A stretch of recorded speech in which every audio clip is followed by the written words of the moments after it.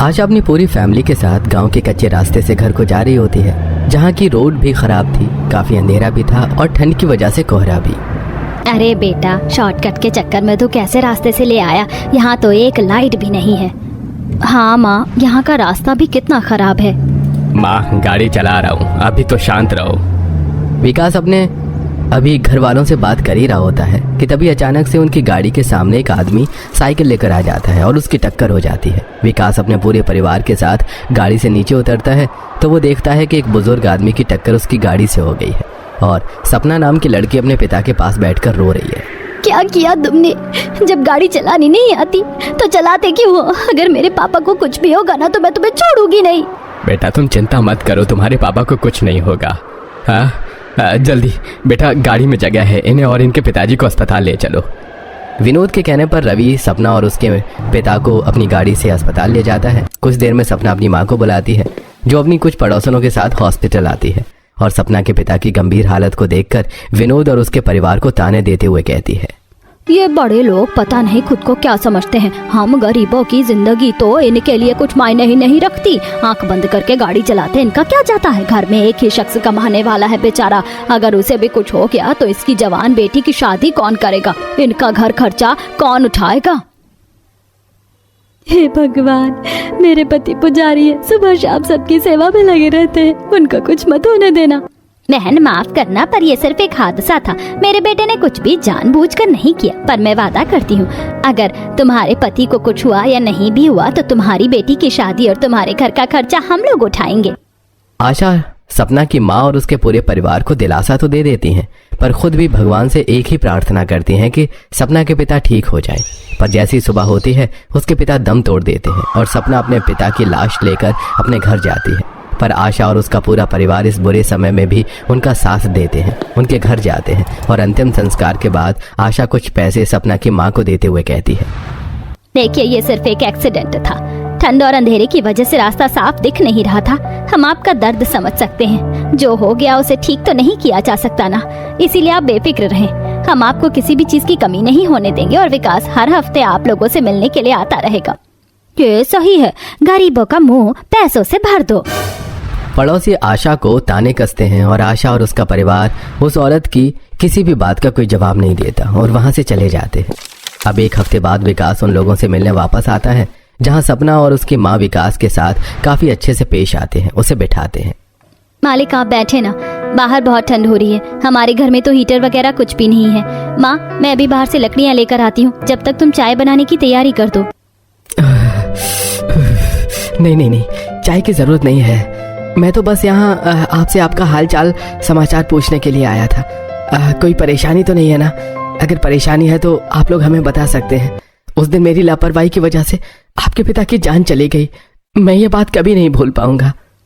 कोई बात नहीं बेटा, वो सिर्फ एक हादसा था और मुझे अच्छा लग रहा है कि आप लोग इतने अच्छे परिवार के हैं। आजकल तो गाड़ी वाले मारकर चले जाते हैं और पलटकर भी नहीं देखते, पर आपने तो मेरे पति को बचाने की कोशिश करी। उनके जाने के बाद हमारा खर्चा उठाया और हर हफ्ते हमसे मिलने के लिए भी आते हैं। बस अब एक बार मेरी बेटी की शादी हो जाए। इतना सब कुछ होने के बाद भी सपना और उसकी माँ विकास के साथ बुरा बर्ताव नहीं करती और यही बात विकास को सपना के अंदर सबसे अच्छी लगती है। देखते ही देखते एक महीना बीत जाता है और अब सपना और विकास एक दूसरे को पसंद करने लगते हैं। और एक दिन ठंड में विकास ठंड से ठिठुरता हुआ अपने बंगले आता है। वो गाड़ी से उतरता है और बड़े बंगले के बड़े से गेट के आगे रुकता है और दरवाजा खटखटाता है। अरे बाहर कितनी तेज हवा चल रही है, कितनी ठंड है। अरे माँ, दरवाजा खोलो, सब सो गए क्या? अंजलि नाइटी पहने शॉल लिए आती है और दरवाजा खोलती है। देवर जी, आपको कितनी बार बोला है 10 बजे से पहले घर आ जाया करो, देखो बाहर कितनी ठंड है। तुम्हारी वजह से मेरी नींद भी खराब हो गई। जानते हैं ना आप, हमारे घर में सबको अपनी नींद से कितना प्यार है।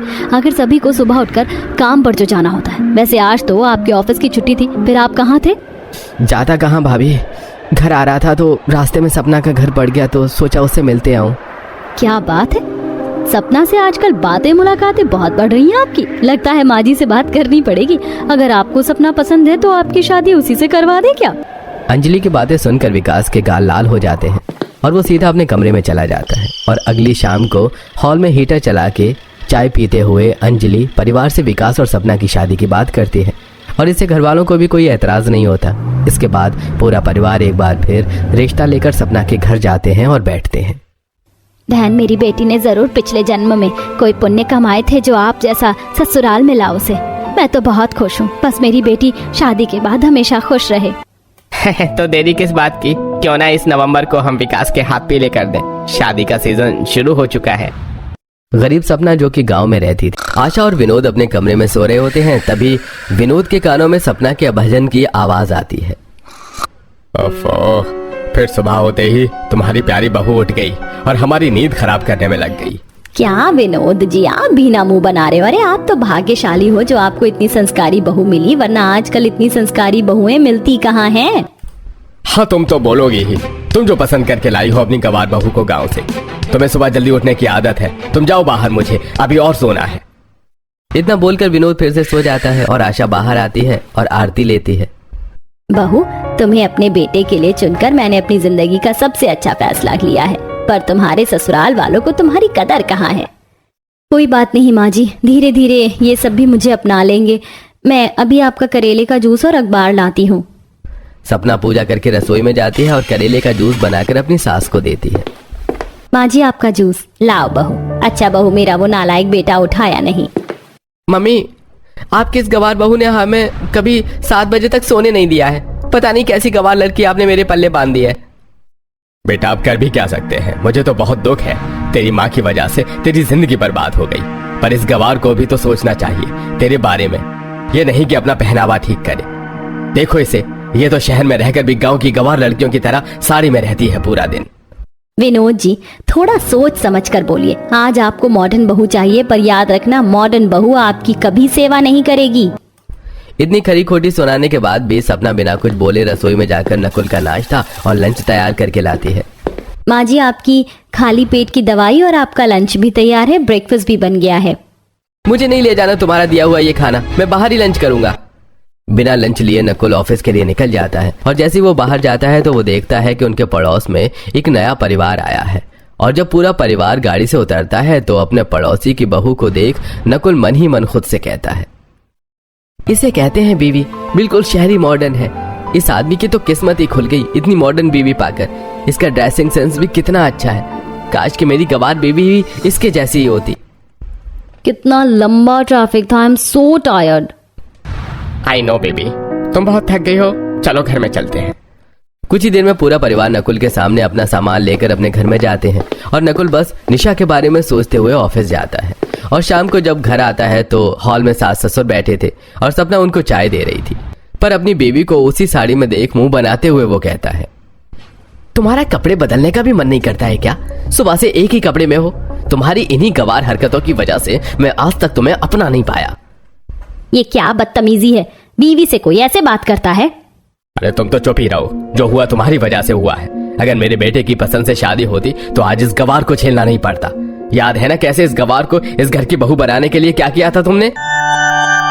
शादी से आने के बाद आशा बैग लेकर हॉल में बैठे अपने पति और बेटे के पास बैठती है। आ गई तुम गांव से? कैसी रही तुम्हारी मौसी की बेटी की शादी? शादी तो गांव की ही अच्छी होती है विनोद जी। और मैंने शादी में एक लड़की देखी है जो कि बड़ी ही संस्कारी है। फिर मेरी दोस्त की बेटी है। मैंने जैसा देखा वैसा ही पाया। बिल्कुल सर्वगुण संपन्न और सुंदर सुशील लड़की है। मैंने तो हमारे बेटे का रिश्ता भी पक्का कर दिया। क्या आप मेरी शादी गांव की लड़की से करना चाहती हैं? माँ, मैं किसी गवार बहन जी से शादी नहीं करने वाला। मुझे अपनी जैसी पढ़ी लिखी शहरी मॉडर्न लड़की चाहिए। मैंने जुबान दे दी है, तेरी शादी होगी तो उसी से होगी। अगर तूने उससे शादी नहीं की तो मैं अभी फांसी लगा लूंगी। आशा नकुल को शादी के लिए राजी करने के लिए खुद कमरे में जाकर फांसी लगाने लगती है। अब न चाहते हुए भी विनोद और नकुल को आशा की बात माननी पड़ती है। मम्मी बंद करो ये सब, मुझे ये रिश्ता मंजूर है। नकुल के हाँ करते ही आशा गांव में फोन कर देती है और बहुत जल्द नकुल की शादी सपना से हो जाती है। और ये सब सुन सपना सबसे ज्यादा हैरान होती है। इसका मतलब सच में आप मुझसे शादी नहीं करना चाहते थे, इसीलिए आप मुझसे इतना नाराज रहते हैं। पर मैं भी आपकी पत्नी हूँ, आपका दिल जीत के रहूंगी। शाबाश बहू, मुझे तुमसे यही उम्मीद थी। सपना के हौसलों से नकुल हैरान होता है। कुछ देर में सपना अपने कमरे में जाती है और बिस्तर ठीक करने लगती है। तभी नकुल उसे एक ड्रेस गिफ्ट में देता है। सुबह का बातें भूल जाओ, ये ड्रेस मैं तुम्हारे लिए लाया था, जाओ पहन कर आओ। ये ड्रेस कैसी है? इसकी ना आस्तीन है ना इसके नीचे पहनने का कुछ। मुझे माफ करना, मैं ये नहीं पहन सकती।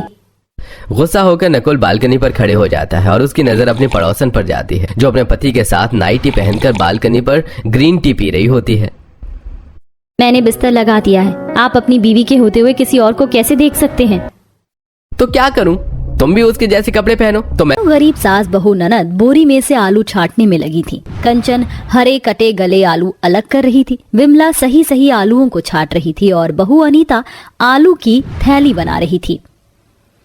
आज वाली बोरी के आलू तो एकदम किन किन से मिट्टी में सने हुए हैं। एक बोरी आलू छांटने में खाल छिलसी गई मेरी तो।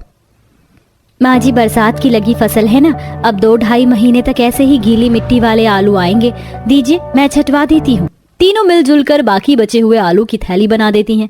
तभी अमीर सब्जी वाली पड़ोसन शशिकला उनके कच्चे मकान के चौखट में खड़ी आवाज देती है, विमला बहन, अनीता बहू, आलू की थैली बना दी हो तो दे दो, दुकान लग गई है सब्जी की। अरे शशिकला बहन, बाहर चौखट पर क्यों खड़ी हो? अंदर आकर चाय पानी तो पी लो कुछ। अरे नहीं नहीं बहन, जिस ग्राहक को आलू देने वो रेडी पर आकर कब से खड़े हैं। भंडारे के लिए 50 किलो आलू मांगे थे उसने। अभी बारिश में आलू की डिमांड और बिक्री ज्यादा बढ़ गई है। शाम तक दूसरी बोरी के आलू भी छांट देना। जी जी शशिकला बहन, इस वाली बोरी से ये 5 किलो वाली 7 थैली बनाई है। अरे बहन, 50 किलो आलू के बोरे में से ये 7 थैली बने हैं, मतलब 35 किलो। बाकी 15 किलो कहाँ गए? शशिकला को मक्खरपन से पूछताछ करने पर कंचन जवाब देती है, आंटी जी, ज्यादातर आलू गले और खराब निकले हैं। बारिश के लगे हुए आलू थे, ये रहे, ले जाइए। अरे कंचन बेटी, मैं तो केवल पूछ रही थी। वो क्या है ना, बारिश के चलते आलू का मंडी में रेट काफी तेज हो गया है, तो 50 किलो में से 15 किलो आलू में घाटा खाना पड़ेगा। तो पड़ती नहीं खाएगा।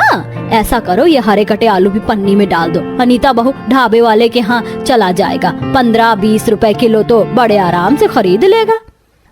जी जी आंटी जी, डाल देती हूँ। अनीता उन कटे छटे आलू को भी पन्नी में डालकर शशिकला को दे देती है। शशिकला सारे आलू की थैली लेकर चली जाती है, जिसे देखकर अंकुश प्रीति पिनक पड़ते हैं। मम्मी, तुम तो उस आलू का पराठा बनाने वाली थी, तुमने वो आलू भी आंटी को दे दिया। मतलब आज भी आलू के पराठे नहीं बनाओगी? मेरा खाना मत बनाना, मैं नहीं खाऊंगा। माँ, अगर तुम आलू का पराठा बनाओगी तो ठीक है, वरना मेरा खाना भी मत बनाना। दोनों भाई बहन चिढ़कर चौखट के बाहर मुंह बनाकर चले जाते। तभी विमला गरीबी के चलते कुड़कुड़ा जाती है। बेचारे मेरे दोनों पोता पोती का कितना मन था आलू का पराठा खाने के लिए। पड़ोसन इतनी आमदनी के बावजूद में सारे आलू ले गई, केवल ये गले गले आलू छोड़ गई है। क्या ही निकलेगा इसमें से। माँ, मैं तो कहती हूँ ये आलू भी आंटी को भिजवा दो। कितनी बास मार रहा है, और आलू छाटने का काम बंद कर देते हैं। 10-20 रुपए कमाने के लिए पूरा मकान रेत मिट्टी से सन गया। हाथ फट जाते हैं मिट्टी वाले आलू चुनकर। इन्होंने खुद तो आलू प्याज की दुकान जमा रखी है, एक बोरी आलू बेचकर 1000-1500 रुपए का लाभ कमाते हैं, और हमें एक बोरी आलू छाटने के 20-30 रुपए देती हैं। 50-100 तो देना चाहिए। जाने दे कंचन, अभी घर के हालात खराब से चल रहे हैं। कम से कम घर बैठे बैठे 10-20 रुपए तो आ रहे हैं, और वैसे भी तेरे पिताजी इनकी सब्जी की दुकान संभालते हैं। अगर हमने आलू की छटाई करना छोड़ दिया तो उनको निकाल देंगे। जो घर में साग सब्जी का तो सहारा है वो भी छिन जाएगा। एक गरीब परिवार की पूरी जिंदगी 2 वक्त की रोटी कमाने खाने में गुजर जाती है। विमला और महेश के घर की दशा भी काफी खराब थी। सर पर किराए की छत थी, जिसमें किसी तरह पूरा परिवार टाइम काट रहा था। थोड़ी देर में देखते देखते भयंकर बारिश शुरू हो जाती है। दिवाकर साइकिल के दोनों तरफ दूध के डिब्बे लटकाए घर आता है। अजी, आप तो बारिश में बिल्कुल भीग गए हैं, जल्दी से सर पोंछ लीजिए, बारिश का